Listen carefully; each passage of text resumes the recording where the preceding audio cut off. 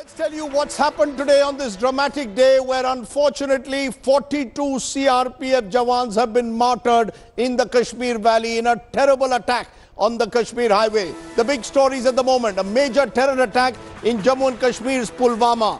42 CRPF Jawans have been killed in a powerful attack on a convoy passing through the Srinagar-Jammu highway near Avantipora.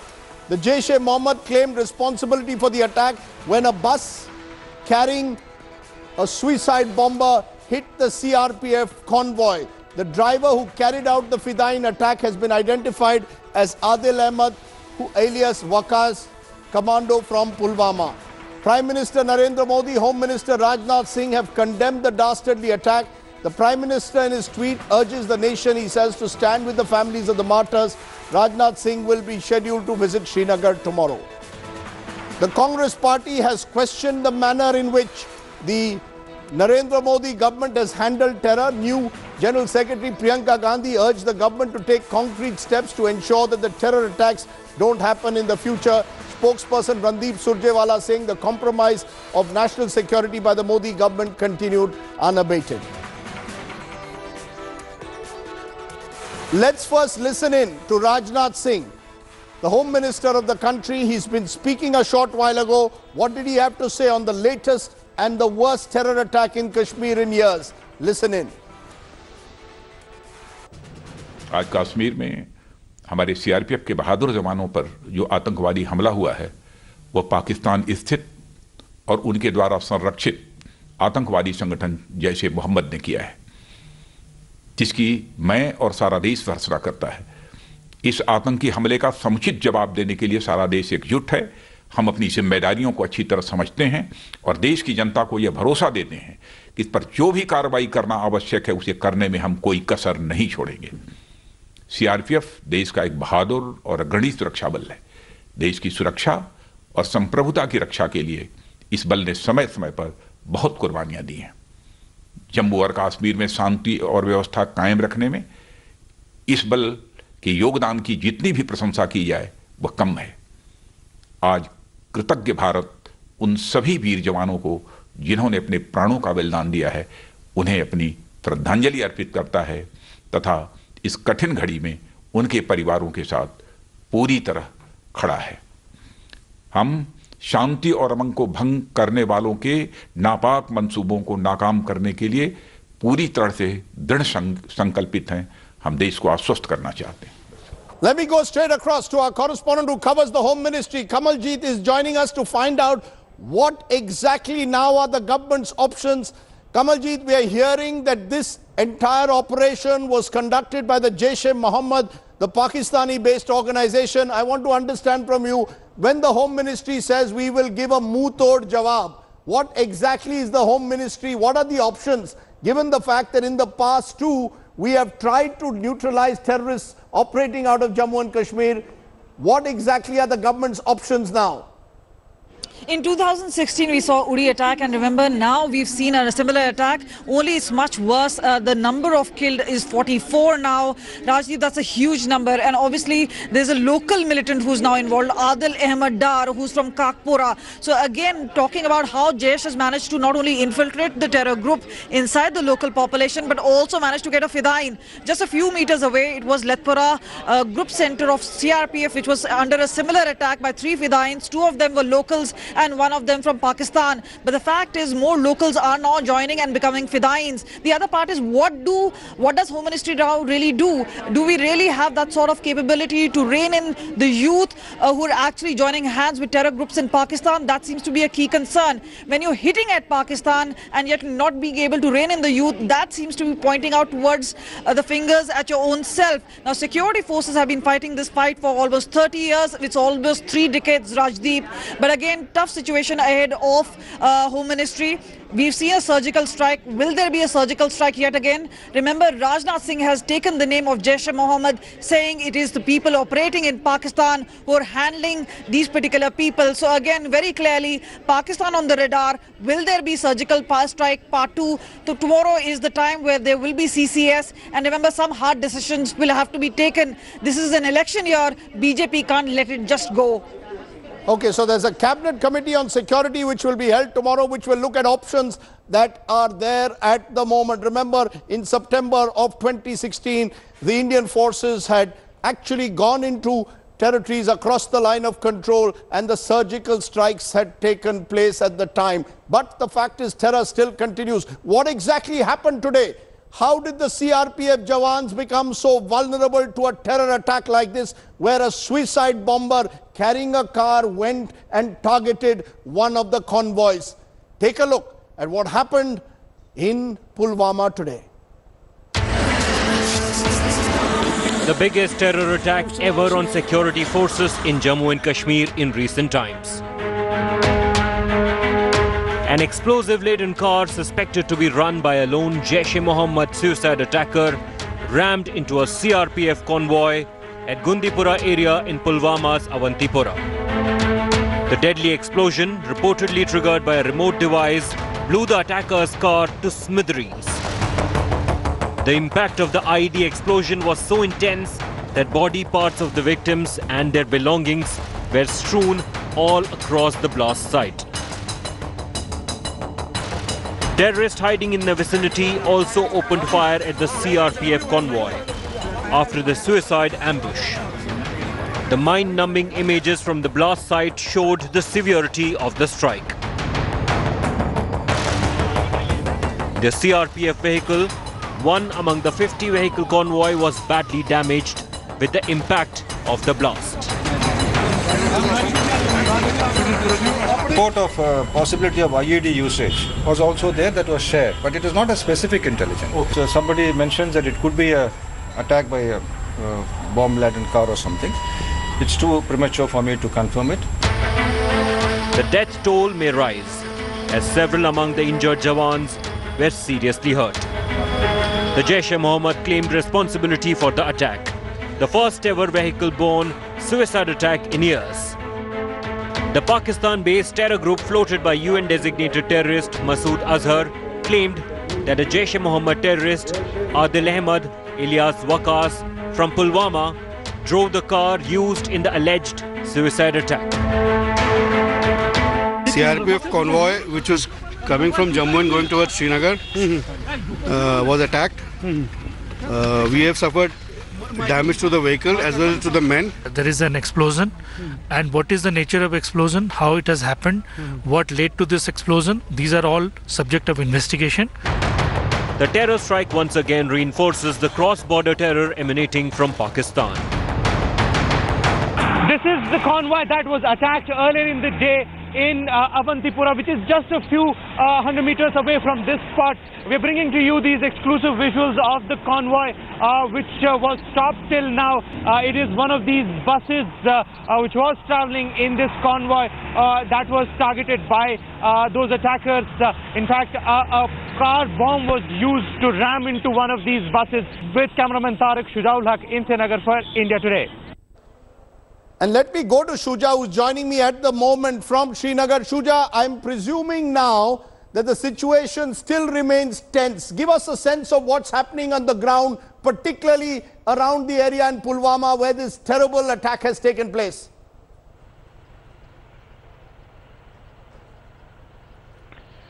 Well, Rajiv, that's absolutely correct. The situation on the ground continues to remain tense. There are some very, very, disturbing facts that are coming out from this particular attack that took place today in the afternoon.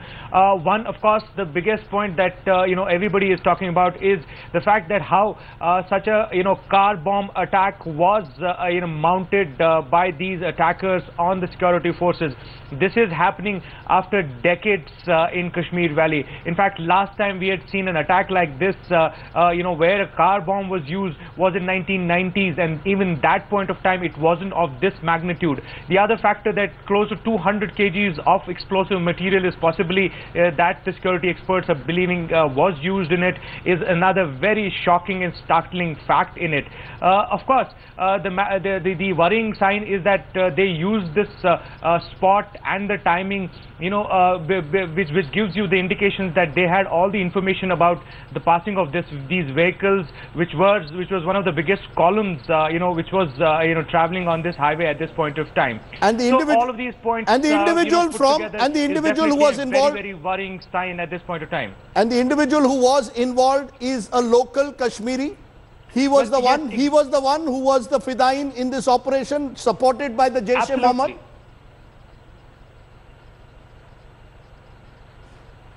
Absolutely, Randeep. Another worrying, factor that a local militant, a local member of Jaish-e-Mohammed was used, in carrying out this attack is another very, very worrying factor.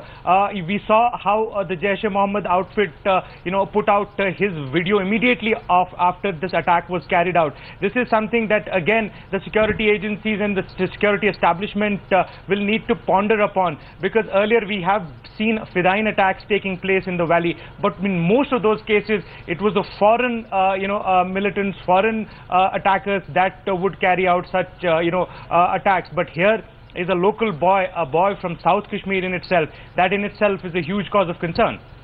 Okay, let's take a let's then turn to the politics of it all, because clearly you're listening now to strong reactions that are coming in from leaders, both the government and the opposition. The question is, what are the government's options? Listen in.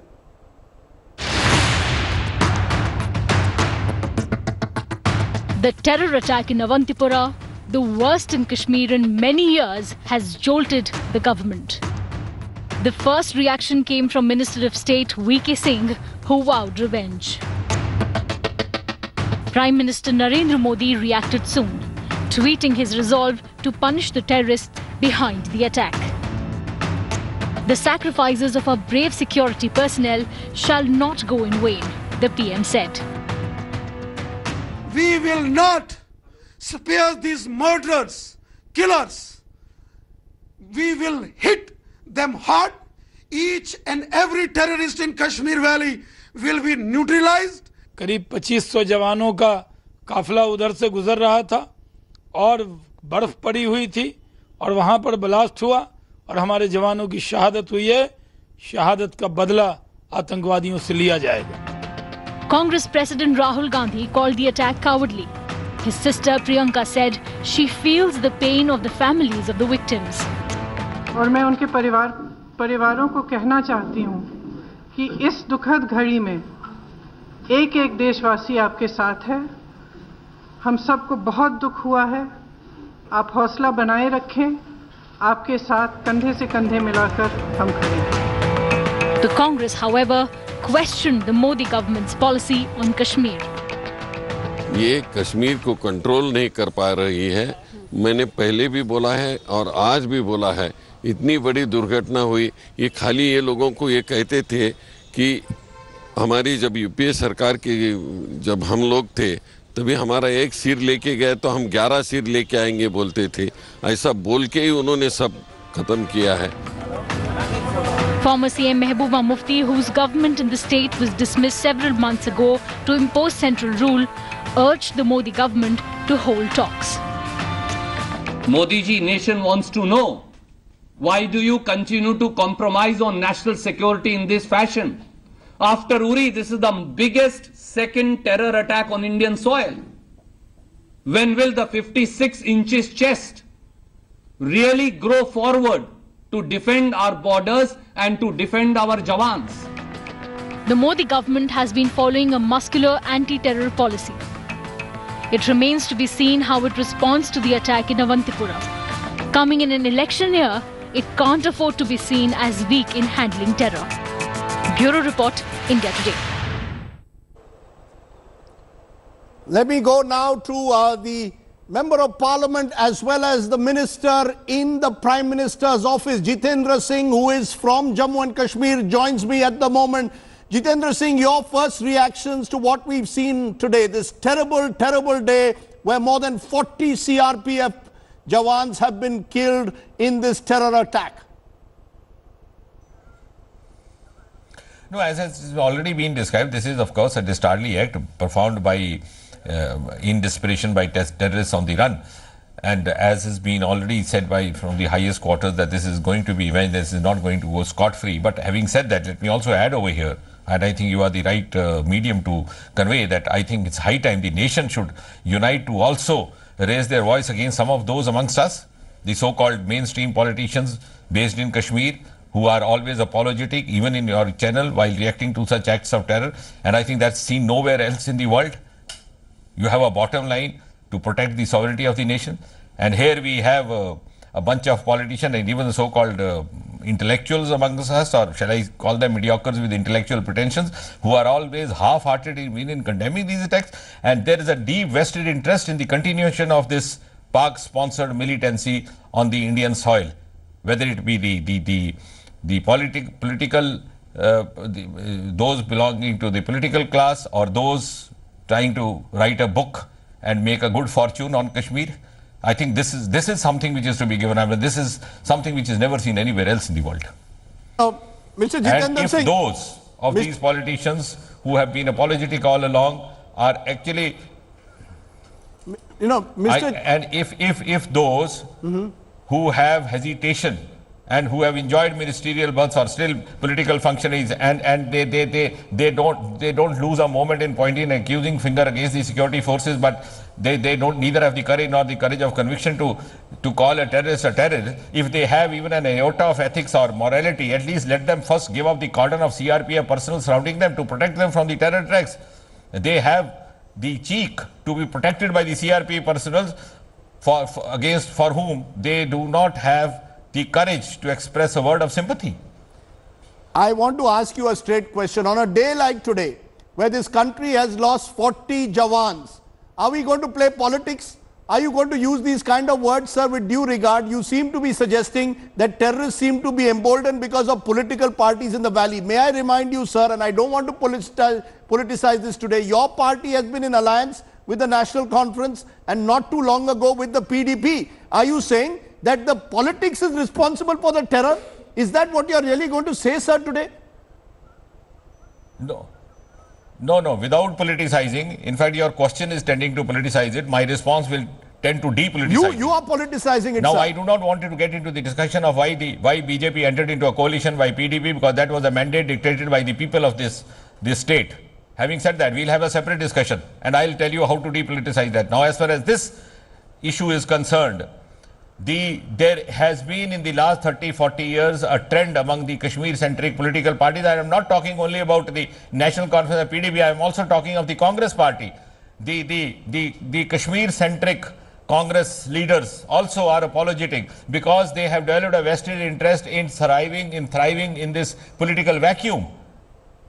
They from generation after generation they have tried, because the elections are held in a small percentage voting, and they perpetuate their hegemony and their political dominance in that political vacuum in the Kashmir Valley. But the youth of Kashmir has now moved on, and that self-limiting life of this hegemony has come to an end. No, but let's be honest, sir. What is very worrying, and our correspondent Shujaul Haq said it a short while ago, the worry is that those who are responsible for this, dare I say, are local Kashmiri youth. The person who is being held responsible, the Fidain, is a local Kashmiri. And that is what should really worry us. You are saying the youth have moved on. The fact is, on the ground, this is not just another terror attack executed by Pakistan, but this is also where the Jaish-e-Mohammed has recruited local youth to carry out the attack. Should that not worry us, make us ask questions as to what has gone wrong on the ground? Now, this tendency of stating half-truths as is being done by you now. Now, you are stating one solitary example of a youth involved here. I'll give you example of 39 youth who have emerged meritorious in IIT JEE exam. I hope you know what is that, for qualifying in IIT JEE. You have toppers in civil service IAS year after year after in the last 3-4 years. The youth of Kashmir is making the best use of the opportunities provided in the contemporary India more than many other states. Why don't you make a count of them? This is, again, I'm sorry to say, these tilted versions being presented by some of the media friends.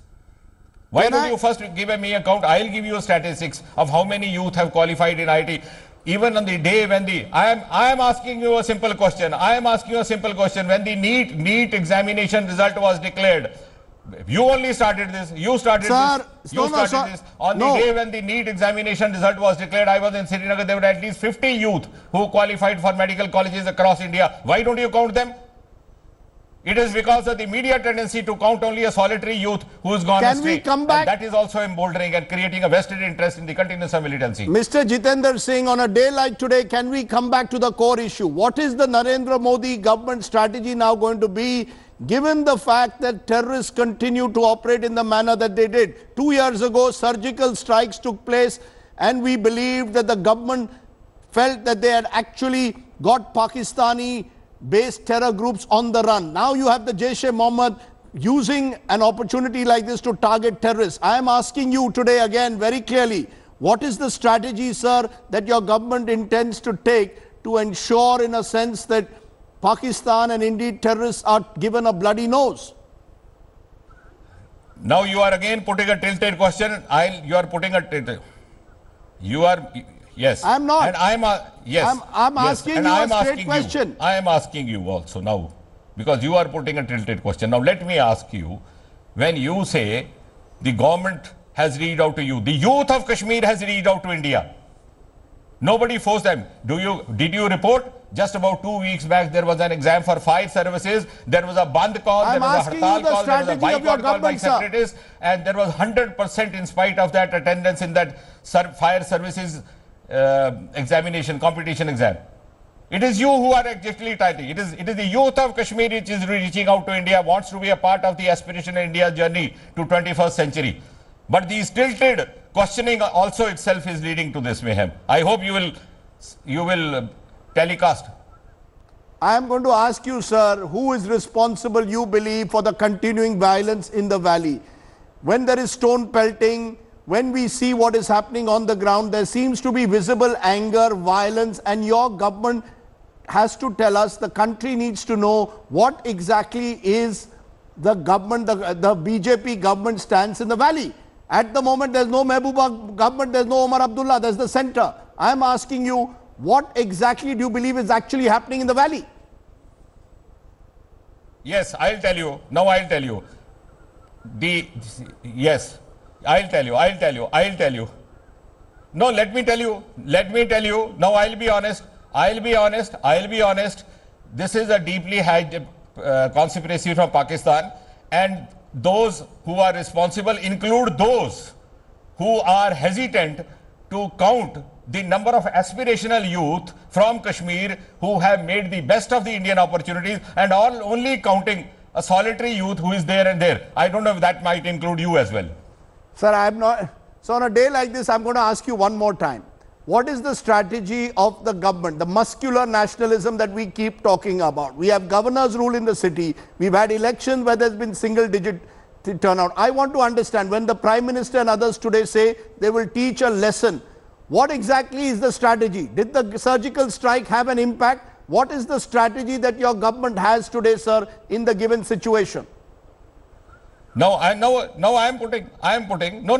You should have no problem in listening to my responses. Yes. I hate to count arithmetic, but if you go by arithmetics, the success achieved by in the last 5 years is far more than what happened during the earlier UPA rules. I'm not getting into the politics of that. But if you are putting a loaded question, I'll give you a loaded answer. This is the last phase of militancy in Kashmir. You can take a note of it, and I'll sit with you interview in a few months from now. So you are telling me this is the last stage of militancy? Are you saying this is an act of desperation that the terrorists have taken place? Do you believe that the terrorists are on the run? Is that what you are saying? That the Prime Minister has said that the government will give a fitting response? What is this fitting response that we keep talking about? Okay, I don't have the mandate to spell out the government's response or the defense forces response in an interview like this. Nor am I going to oblige you by doing that, nor am I going to speak out of turn. But I told you, note my words, and you can interview me again. This is the last phase of militancy in Kashmir. And then again, at least you should apply. And please, when you question me next time about the youth who has indulged in militancy or taken to militancy, also give me the figure of dozens and dozens of youth who have otherwise become a part of India's development journey. Okay, Jitendra Singh, you're talking tough. and saying that you believe that the militants are clearly on the run. Thank you very much for joining me at this moment. The big question, of course, is what really are the government's options at the moment? How can militancy end in the Kashmir Valley? What should be an adequate response to what we've just seen happen in front of us? I'm joined by special guest R.K. Singh, is former IG at the CRPF. Narendra Taneja is, of course, the BJP spokesperson. Aishwarya Mahadev is with the Congress Party, their spokesperson. Suhail Bukhari, media advisor to the PDP.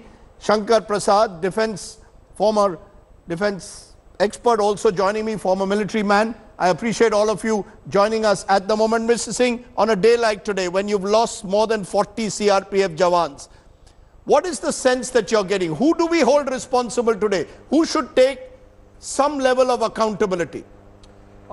Actually, Rajdeep, I will not hold anybody responsible for this, because it's a part of the duty. We are fighting a war against the militants. But certainly, I would request the political parties and political leaders to please, for God's sake, stop criticizing each other on national issues. This is a national issue. And number two, I will request Mr. Jitendra Singh, his MOS, and the government in Delhi and in Srinagar. They are having so many security forces involved for security of political leaders and Hurriyat. They are, if in their perspective, if they are not national, they should not be provided security. Let them have their own security. Are you saying that we are in a stage where the politicians get all the security and the CRPF Jawans today remain vulnerable and a soft target? Yes, they are vulnerable. They were on the convoy, they were in a convoy, and there was obviously a sense that a car, a jeep was allowed to enter the highway. It targets a particular truck, and then you have a situation where the person is vulnerable. No, it was not permitted. It was not allowed. You see, they are doing their job. They have targeted the force because they knew the movement of the troops. They knew 2,500 men are traveling from Jammu to Srinagar. It's a very, very big number, and the targeting of such a big number is very easy. 70 vehicles were moving, and they had one place to target. So they were soft targets. The soft target. You know, given that, here is former IG CRPF on a day like this saying keep the politics out. I heard it from Jitendra Singh also. I'm going to ask the Congress Party, how long in an election season is every issue going to be made a political war? I'm hearing from Randeep Surjewala saying this is a complete failure of the Narendra Modi government. I mean, it's not as if terror attacks have not taken place when the Congress was in power in this country too. I mean, there must come a time surely on certain issues where you cannot make it Congress versus BJP, Aishwarya. May I tell you one thing? I'll just ask you, let her respond. Let me take a moment to condemn this cowardly attack and also, offer my condolences to the bereaved. And I believe today the nation mourns for the youth that have died. The very simple fact is, Rajdeep, the Indian National Congress stands with the nation and stands with the government in fighting what has happened. We are united in this war against terrorists who believe they can take the lives of our soldiers or even civilians alike. And I believe the response has to be the strongest that we can have. However, I will also point out, irrespective of political parties, no matter who it is, every common man on the ground today is asking, why is this happening and why does this keep happening? And Mr. Randeep Surjewala has echoed the same sentiment when he says you came on a plank of having strong policies against Pakistan. But over the 4.5 years, sir, the government has clearly failed. They don't have a clear-cut strategy. You allow the ISI into the country. It's not politicizing. It's very critical questions we believe we should ask. Let's today, though, focus on, therefore, what are the government's options. At the end of the day, let's be honest, General Prasad, it is today the CRPF Jawan who finds himself vulnerable. This entire convoy was going on the highway and obviously became a soft target. Therefore, what are the options today? What do you really believe are the realistic options today? What's the biggest lesson they've learned today? What is the biggest lesson we should be learning today? There are many realistic options. I will tell you, of course, at the ground level, there have been certain shortfalls in the SOP being followed for the road opening. Let's leave it at that. The second more important thing, which is the question you are asking, is what are the options? The first option, I think, is a surgical strike on the people within the country. Those are the people who are inciting these people, give them all the support. While we can always talk about politics of it, the bigger issue is this: we are permitting this to go on and on and on. We are losing people every day. Yesterday we lost some people, day before yesterday we lost some people, today we lost 42, tomorrow we lose again, now, and who day are you after holding again we responsible? lose. If we continue like this. General Prasad, who are you holding responsible? Let's be very clear. At the end of the day, responsible entire. Who are you holding responsible? I am holding everybody responsible. Who's everybody? Holding the political class. I am holding the political class responsible for all the political parties who are supporting Kashmir and those running the central government. Why are we not able to get a credible deterrence as yet? Why are we lacking in credible deterrence? We have been talking about a credible deterrence for a long time. Here we get 2 Rafale escadrons and the whole nation goes to town. We get 21 MiG-29s and the whole town goes to town. What is this politics? Are we fighting together as a nation, or are we fighting as individual political parties? No, it is all the doing of the various people who run this country from within the government and from outside the government. Please understand this. We need a credible deterrence, and the credible deterrence will only come if you have adequate superiority over your enemy. Please understand that in the election year, get off this political dialogue. Every day we are only hearing from 9 o'clock in the morning to 9 o'clock at night politics of military operations and military equipment. Can we get off this? Can all government agencies get together, whether in politics, in power or outside power, to get along and say armed forces need to be made strong and Pakistan needs to be taught a lesson? Let's not do politics about it. 1 minute. Pakistan needs to be taught a lesson has been the line that has been taken for years, and yet we've had 3 years ago a surgical strike, and today, Narendra Taneja, the fact is, despite that, we've had one of the worst ever terror attacks in Kashmir. And surely terrorism is not a scoreboard. I'll tell you, 1 minute, Rajdeep, 1 minute, sir. The surgical strikes are not enough. 1 minute. Rajdeep, the surgical strikes are enough. No, let me finish. Surgical strikes are not enough. You've got to have a terrible deterrence. And where is the deterrence? We have not built the deterrence over the last 25 years. It will take a long time to build the deterrence. The Rafales are going to only come by 2022. The rifles are only going to come after 1 year. The carbines are not even inked as yet. What are we talking about? Whether this government, that government, or this government, doesn't matter. We have completely neglected our credible deterrence, which is why we are suffering today. And the political parties are drawing mileage out of it, particularly in the election year. Why can't we fight election on modes other than military and the equipments? There are many other issues to fight the elections about. This is the problem. And why can't we do a surgical strike against those people who are perpetrating assisting terrorism in Kashmir? Just a minute. Are you interested in a... Narendra Taneja, I want a quick response from your party, because it seems that the BJP, use the surgical strike to claim that we had taught Pakistan and terrorists a lesson. But if you look post 2016, the fact is terrorism continues in the valley. The fact is that we have a political vacuum today in the valley. These are surely questions that are also going to have to be addressed. And the CRPF Jawan remain vulnerable. They are the ones who are in the line of fire.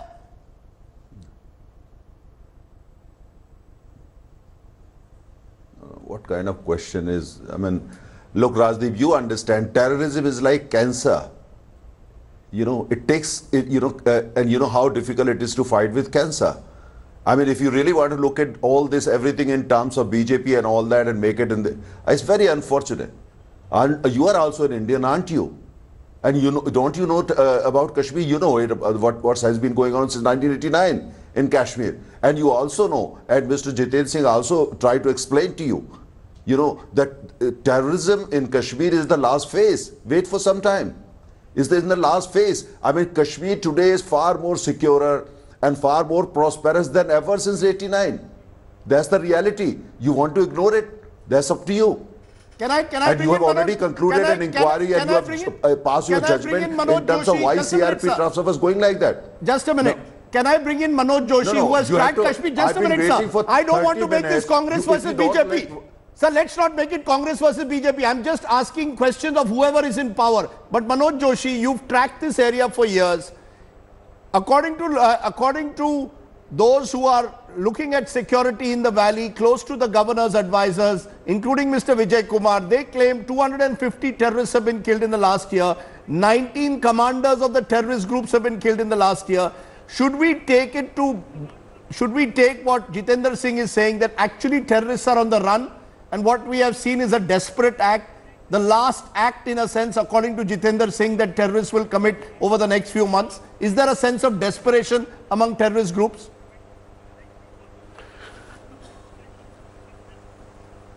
Randeep, this is the classic case of glass half full and half empty. In 2017, 2011, just 17 security forces personnel were killed in Kashmir. Last year, I think more than 90 security force personnel were killed. In the last couple of years, there has been a steady rise in the number of security forces personnel being killed. To be very frank, the Modi government has completely messed up the Kashmir policy. What we are actually witnessing and what today's event shows is that there has been a mutation. Terrorism is not on the run. The danger is that it is mutating. And what is the mutation? The mutation is that earlier, meaning between about 1995 and about 2015, the whole violence in Kashmir was run by Pakistanis, meaning guys who came from Pakistan, they were armed by Pakistan. What we are seeing after 2015 is the rise of domestic Kashmiri militants. And this manifestation today, extremely serious, that you have a suicide bomber who is a local Kashmiri. I think it's extremely serious. This may just be the first of a number of strikes in the future. So I think to say that terrorism is on the run, I think is a very brave statement, but I think it's a statement made by someone who's going in for elections, but I don't think it's an accurate statement. People should consider the seriousness of the situation where no matter how many people you kill, you also have an alternative statistic where the recruitment of local boys into militancy in Kashmir Valley has been increasing sharply. Now, how do we, you can kill any number of people. Most of these people are commanders. They don't live long. They live 2 to 3 months in the situation. But I think after that, what happens? So what has happened is that you have now created a situation. Please let him let me complete 2 sentences. No, sir, 1 minute. Biased anchor in the country. Sorry? Very unfortunate. I don't want to participate in your debate. Please go, sir. Please go. You didn't allow me 2 sentences. You on a day like this, if you have your own agenda. And What those is who the agree agenda, with you, sir? they're allowed to speak. And those who follow your agenda, they're allowed to speak. You are the most biased anchor in the history of this country. I don't want to be on your show. Please leave, sir. I'm sorry to say. On a day like this, you are only interested in pursuing your agenda. This is Manoj Joshi. Country is mounting. He's a senior we lost journalist. so many Indians. Manoj Joshi has been tracking Kashmir for 25 years. Manoj Joshi has been tracking Kashmir for 25 years. You can leave. You're very welcome to leave. If you're going to talk to people like this on a day like today, it's a shame. Mr. Taneja, you can. Go ahead, Mr. Joshi. Mr. Taneja. Yeah, go ahead. Well, the point I was trying to make is that this is an extremely serious situation. This is an extremely serious situation where you're seeing the rise of domestic, meaning Valley Kashmiri recruitment. And now we have seen a Valley person recruited by the Jaish-e-Mohammed who participated in a suicide attack. This is a serious matter. Mr. Taneja, Mr. whoever it is, they are playing politics. Because they are into elections, Mr. Jitendra Singh, they are playing politics. But the fact of the matter is, we have to look at this in an analytical framework. Not simply, kind of make wild statements, completely ignore the statistics that are before us. Let's for a moment take a step back, because this is not Congress versus BJP, and maybe we made a mistake in getting Congress versus BJP because you're going to play your politics. I'm going to ask you, Aishwarya, this is not a time for you to play politics. This is a time for you to be there with the government to at least, be supportive of whatever our armed forces do, whatever the CRPF does. The worry is that because it's an election season, you're going to use the opportunity to try and somehow target the Narendra Modi government, as if the government is responsible for it. You know what is extremely unfortunate, and maybe it's a difference in thinking, is that I believe it is still fair of every single citizen in this country to ask its government what it's doing, especially when lives are lost. Rajdeep, I don't say this as a political representative. I say this as somebody looking and mourning for the fact that dozens of youth have lost their life. And the simple question is this: we will unite with you. We will stand with you. We will fight shoulder to shoulder with you when you want to take decisive action. But allow us this. Tell us what you've done to alleviate the situation, because this is not just about numbers. For us, we're saying it's the worst attack since 2001, and we're saying, you know, 40 odd people. Sir, all I'm saying is this. All I'm saying is this. Let me therefore ask you. We should ask we will ask those questions, Randeep Surjewala, sir. Let me complete. Stop talking like this. Sir, Mr. Surjewala has nothing wrong when he's saying, I will stand with you. What she did. I give you condolence. One by one. Yes. My saying is that Surjewala type leaders of any party, I'm not talking about Congress or BJP or any, should learn from Priyanka Gandhi what she did. She was going to hold a press conference of political nature. She has stopped that. Sir. So no. Today I have one very simple point. Aren't the families of the bereaved tonight asking, why is it that my son or my daughter is no longer going to come home? I think it is fair of every citizen to ask the fact that this is systemic failure. I'm not going to sit and talk about that, but I believe we will unite, Rajdeep, with the government if it wants to take decisive action, not in form of one surgical strike post 2016, after which they've done no groundwork post that. And we think you want to take decisive action, please do. But please tell us how you can alleviate the situation. Okay, let me turn to you, Mr. Singh. I want to understand what really, to your mind, are realistic options that are there. SOPs, have they been followed in the way that they have? Because I want to ask for a moment, I want you to listen to this. I spoke to Mr. Vijay Kumar. You know, he is the advisor to the government in Srinagar, and I asked him for his reactions as to what had happened. Listen in to what Mr. Vijay Kumar told me. I asked him on the phone a short while ago as to his reactions to what had happened. It's one of the most tragic and big attacks in the recent past. And coming on the heels of our steady climb in the last 1 year, which has been the decade's best year in terms of the attrition on the opposite side.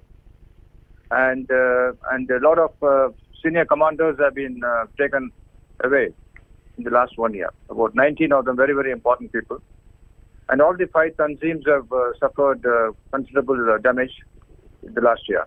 And beginning of this year till now has also been on the upswing. But there was always this danger of IED and grenades. In fact, there was a spurt of grenade attacks in the recent past.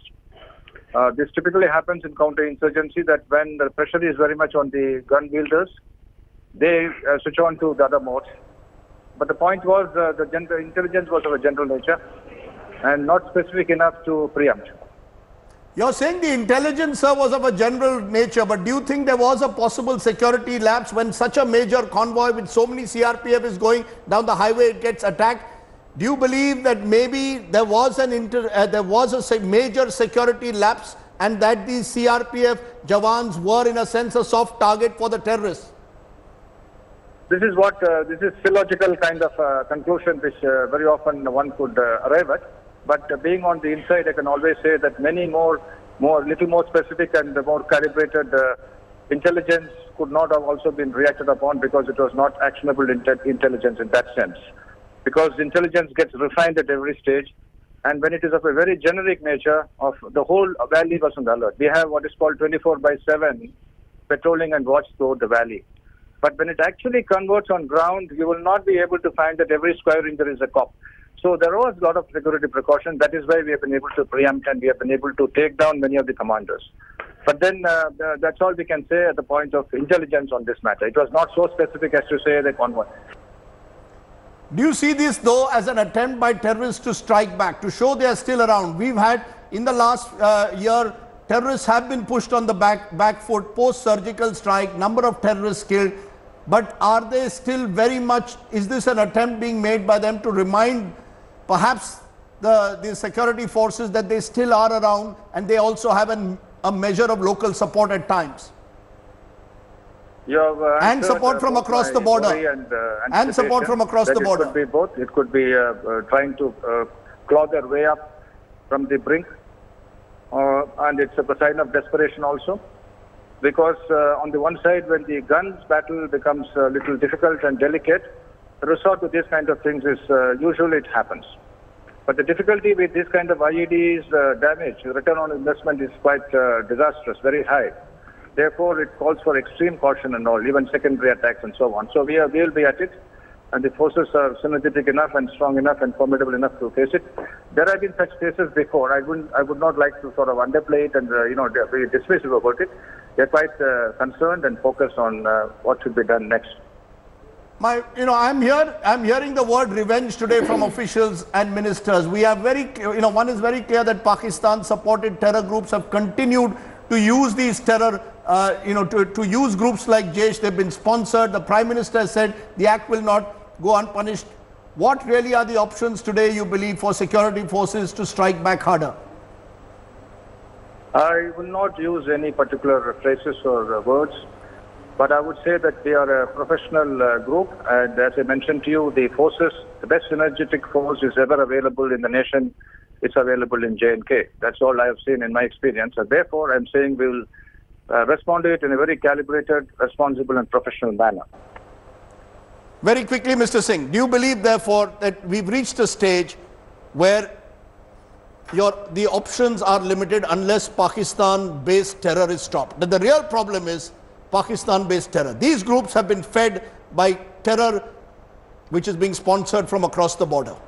Yes, there is no doubt about it. But Rajdeep, I want to tell you, unless you or we bring our house in order, we cannot fight the enemy.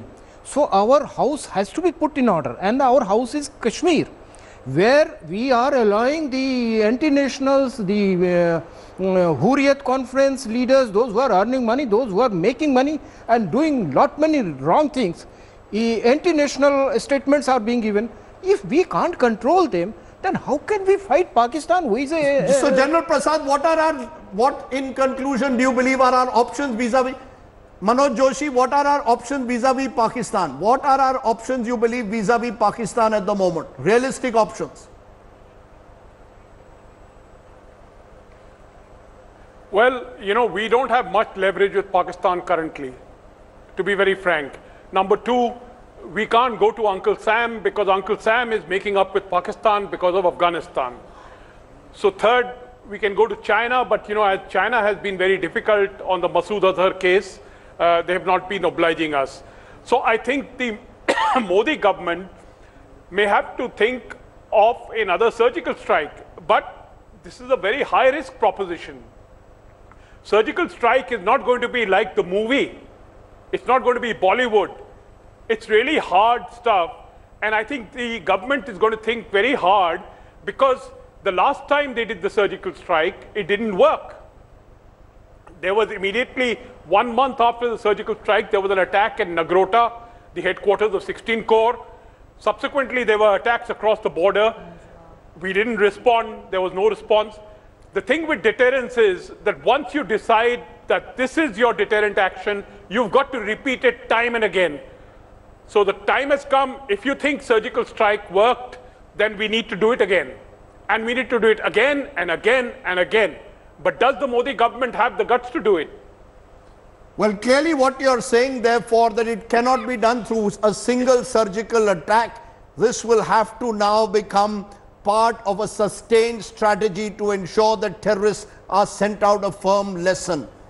Thank you all very much for joining us on this day. But my take at the moment, the martyrdom of more than 40 CRPF Jawans in the Kashmir Valley is a stark reminder that violence continues to haunt a beautiful but bloodied land.